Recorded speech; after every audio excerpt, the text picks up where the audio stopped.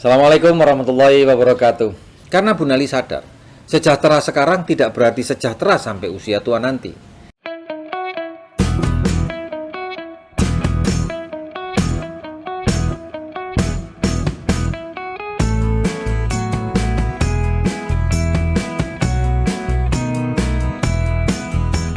Di tanggal 1 Februari ini, saya mengucapkan Kungsi Fakcai bagi warga Tionghoa dan yang merayakannya. Tahun baru Imlek 2573 ini diyakini sebagai tahun macan air. Kalender Imlek kabarnya merupakan kalender yang memadukan peredaran bulan mengelilingi bumi dan peredaran bumi mengelilingi matahari. Jadi lengkap gitu. Disebut air karena merupakan perpaduan antara simbol bintang dengan 10 elemen berpolaritas atau batang langit. Demikian kira-kira filsafat orang-orang Tionghoa. Seperti elemen kayu positif negatif, elemen api positif negatif, elemen tanah positif negatif, elemen logam positif negatif, elemen air positif negatif. 10 elemen ini menunjukkan posisi planet Saturnus saat mengelilingi matahari. Hebat ya. Sejak 2573 tahun yang lalu, orang-orang Tionghoa sudah sangat canggih soal penanggalan waktu. Jadi, jika penanggalan waktu saja mereka sudah hitung dan dicatat, maka anehnya sebagian dari kita, untuk urusan lalu lintas uang di keluarga seringkali tidak kita catat. Soal utang tidak perlu diingat. Narik daplek kan namanya. Kan itu mulai narik tangan mundek itu apa kan? Hanya khusus urusan kapan uang kita terima, Anda pasti ingat. Koyok ngene. Sus.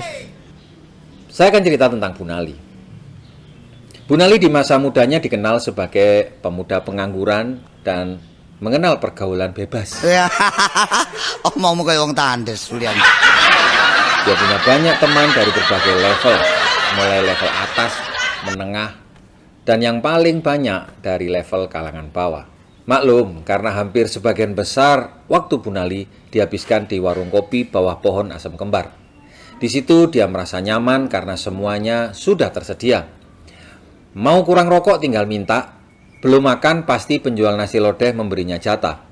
Mungkin itu lebih aman daripada menggoda Katmiatun, anak penjual nasi lodeh yang terkenal cantik, ramah, dan bodinya yang memancarkan aura ketegangan. Wah repot ambek butuh terong ya. Hitung-hitung untuk biaya keamanan, sekalian jagain Katmiatun agar nggak dijawil-jawil sama Budeng, pemuda resek yang tidak lebih baik daripada Bu Nali. Meski Bu Nali pengangguran dan agak pemalas, tetapi sejatinya dia adalah pemuda yang cepat belajar dan murah hati. Dia bersedia berbagi dengan teman-temannya dalam banyak hal. Masalah kerjaan, jatah rokok, kopi, selain untuk satu hal ini, yaitu untuk urusan gendaan ya apa? Kekasih hati. Dia cenderung tertutup. Katmi tidak untuk dibagi kepada siapapun, meski Katmi tidak bersedia jadi pacarnya. Kakak labemu gimana? Berapa tahun berlalu akhirnya mereka berdua menikah. Sejak orang tua Katmiatun sakit keras, usahanya jatuh, bangkrut dan terpaksa warungnya tutup. Dari sanalah Bu Nali mulai berani membangun mimpi masa depan setelah semuanya jatuh berguguran tak berdaya, dimakan usia dan karena persaingan zaman. Sejak bersama Katmiatun, Bu Nali berubah secara perlahan-lahan. Mulai rajin mencari peluang kerja, dari serabutan hingga pekerjaan tetap. Nah, setelah bekerja selama 5 tahun, Bu Nali akhirnya berhenti bekerja. Keputusannya untuk keluar dari pekerjaan tetapnya sebagai sales kopi rentengan sangat dipengaruhi oleh ejekan teman-temannya di masa muda. Kamu itu ya, punya istri cantik kok miskin gitu. Apa kamu yakin Katmi tidak akan berpaling kepada pengusaha lain yang lebih mampu? Memang sih, di ujung kampungnya ada anak mantan cari yang terkenal kaya. Meski wajahnya tidak ganteng, bertubuh tambun, giginya merongos, tapi si Boyreng ini sering berhasil memikat hati para janda dan gadis di kampung Godong Pring. Waduh ya apa sih rek? Cek nemene kono le gado ati nguntal ati ngemplok ati kon. Faktanya, banyak perempuan yang mau jadi istri meski berparas tidak tampan. Bisa jadi karena selain Boyreng lebih kaya, warisannya lebih banyak, dia juga pintar mengelola bisnis minuman beras kencur warisan bapaknya. Dia juga merekrut banyak gadis-gadis untuk jadi pegawainya, membuat beras kencur dalam kemasan botol plastik. Zaman bapaknya dulu, kalau jual beras kencur ya langsung diminum di tempat. Minumnya pakai gelas batok. Singkat kata, Bu Nali setuju untuk mulai membuat usaha agar penghasilannya tidak lagi tergantung dari juraganya. Mengikuti saran dari Katmiatun, Bu Nali akhirnya sukses besar setelah merintis usaha di bidang pertanian bawang merah. Tapi tetap saja dia tidak pernah berhenti untuk meraih hidup yang lebih baik. Karena Bu Nali sadar, sejahtera sekarang tidak berarti sejahtera sampai usia tua nanti. Dia juga mikir nasib kedua anaknya yang masih kecil-kecil. Meski katanya sukses, Bu Nali punya kewajiban hutang yang membuatnya tidak tenang. Setelah menikah selama 20 tahun, Bu Nali dan Katmiatun hidup sejahtera, punya 2 orang anak dan merawat orang tuanya yang sudah tua. Pikiran Bu Nali hanya satu, bagaimana bisa mempertahankan gaya hidupnya hingga dia nanti tua. Bahkan jika dia tidak ada, jangan sampai Katmi dikawin oleh si Boyreng playboy kampung sebelah itu. Ojo kon reken, sabar ae, sabar ojo kon reken. Sing penting rezeki. Maka Bu Nali harus punya uang cukup banyak dan bisnis yang bisa berjalan dengan lancar. Cuma apakah bisa dijamin bahwa 5 tahun atau 10 tahun lagi dia masih tetap perkasa seperti sekarang? Sedangkan dalam keluarganya banyak yang tumbang gara-gara penyakit kencing manis yang bisa bikin Pak Lik, paman dan buliknya bangkrut dan jatuh miskin. Riwayat orang tua Katmi juga sama. Mereka tidak lagi sejahtera saat memasuki usia tua. Digerogoti oleh penyakit aneh yang tidak dia pahami. Lagi enak-enak ngulek bumbu lodeh, tiba-tiba meninggal. Belakangan dia tahu itu sakit kritis karena serangan jantung. Nah, teman-teman, itu tadi fragmen khayalan versi saya. Inti masalahnya adalah bagaimana caranya agar keluarga Bu Nali tujuan finansialnya tetap tercapai. Meski dia harus menghadapi risiko kehidupan karena sakit, kecelakaan, cacat, tua dan harus pindah dunia. Pakai apa coba? Apa? Tabungan yang banyak. Loh, dia itu loh punya tabungan yang lumayan. Dia punya dana kas 50 juta di rekening. Tapi kira-kira cukup nggak ya buat hidup 50 tahun lagi? Tidak kan? Kita tahu bahwa meski tabungan itu penting, dia tergerus oleh inflasi. Nilainya terus berkurang. Jadi pakai apa coba? Apa? Investasi. Dia punya aset. Dia ini punya rumah senilai 500 juta, mobil senilai 130 juta. Punya sertifikat tanah senilai 400 juta. Koleksi emas 25 juta. Sudah punya deposito 2,5 miliar lagi. Dan aset investasi lainnya senilai 800 juta. Kalau digabungkan, total hartanya sekitar 9 miliar 755 juta. Aman?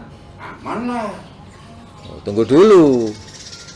Dia punya hutang KPR 2 miliar.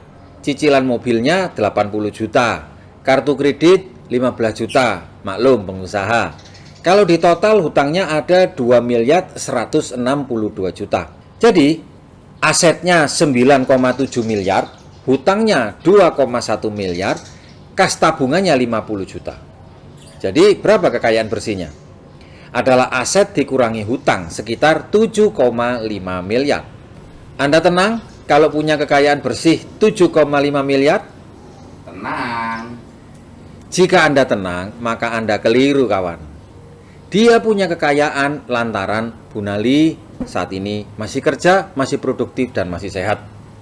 Bagaimana kalau dia stop berpenghasilan? Bagaimana nasib 4 anggota keluarganya itu? Anaknya masih kecil-kecil, yang masih sulung umur 6 tahun, dan yang bungsu umur 3 tahun. Sedangkan orang tuanya sudah usia 62 tahun mulai sakit-sakitan. Agar aman, Bu Nali harus memastikan tetap mampu berpenghasilan selama 22 tahun lagi loh. Kenapa? Karena anak yang paling kecil dianggap mandiri jika mencapai usia 25 tahun. sedangkan saat ini masih umur 3 tahun.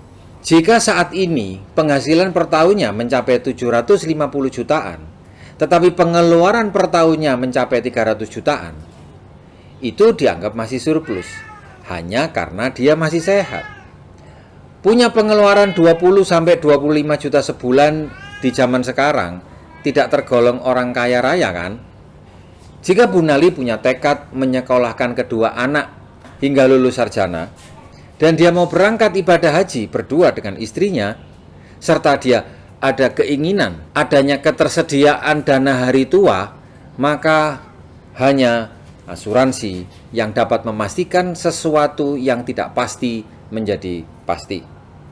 Apa maksudnya? Risiko hidup kan tidak pasti kapan datangnya, tapi pasti terjadi kan? Terutama untuk risiko tutup usia, itu pasti terjadi. Dan tua pun juga tidak pasti. Banyak sekali di masa COVID kemarin, para artis, pejabat, pengusaha, orang kaya, orang miskin, bahkan alim ulama pun harus tutup cerita di dunia meski usianya masih relatif muda, belum 50 tahun. Jadi untuk tua itu tidak pasti. Sakit itu butuh biaya besar. Maka dengan asuransi, dia dapat memastikan kemampuan dirinya untuk bisa membayar hutang jatuh tempo, kewajiban pajak usaha, biaya rumah sakit 5 orang di dalam rumahnya, sekolah atau kuliah 2 orang anaknya, ibadah hajinya, termasuk biaya pensiun untuk mereka berdua dikala tidak produktif tetapi masih hidup. Itu jika memahami fungsi asuransi. Logika berpikir para agen asuransi profesional adalah bagaimana Anda tetap terus-menerus memiliki penghasilan tahunan sampai usia Anda pensiun. Gimana caranya? Jika penghasilan tahunan saat ini adalah 300 juta dan asumsi nilai investasi itu tetap sebesar 8% misalnya, hingga 20 tahun mendatang, maka menurut perhitungan financial literacy spesialis seperti saya, Anda membutuhkan manfaat asuransi jiwa sebesar 3.393.175 rupiah. Berarti Anda sudah memiliki kemampuan daya ungkit 11 kali dari penghasilan kotor tahunan Anda saat ini. Kalau 750 juta, ya harus dihitung lagi. Jangan sampai besar pasak daripada tiang. Sesal di belakang tidak berguna. Dan asuransi tadi hanya untuk menghitung penghasilan tahunan yang harus dijaga sampai usia pensiun. Belum memberikan perlindungan atas rencana dana pendidikan anak, perlindungan dana ibadah, dana perlindungan atas hutang jatuh tempo, aset properti yang Anda miliki, rencana penggantian penghasilan karena ketidakmampuan diri disebabkan oleh sakit kritis, serta bagaimana kita bisa tetap hidup nyaman di masa tua. Pusing nggak sih? Punya aset besar berisiko jika tidak diproteksi. Punya cita-cita besar berisiko jika tidak diproteksi. Tidak punya aset, tidak punya cita-cita, tidak punya penghasilan, justru lebih berisiko. Oh, wes angel. Rasanya Anda perlu sering diskusi dengan kami deh, agar rencana dapat berubah menjadi wacana, bukan malah menjadi bencana. Dan Anda perlu ingat, memiliki asuransi dengan jumlah uang perlindungan yang tepat tidak akan membuat hidup Anda menjadi sia-sia, tidak pula menjadi sumber masalah bagi Anda.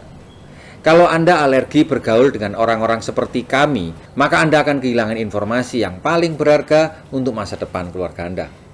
Karena tidak semua orang mampu dan mau memikirkan serta menghitung berapa uang yang harus disediakan dari sekarang, karena kebanyakan profesi di luaran sana hanya mau tahu berapa uang yang masih Anda miliki untuk ditukar dengan barang atau jasa yang tidak bernilai untuk dikuras sampai ludes. Wah repot sampai buta terong ya.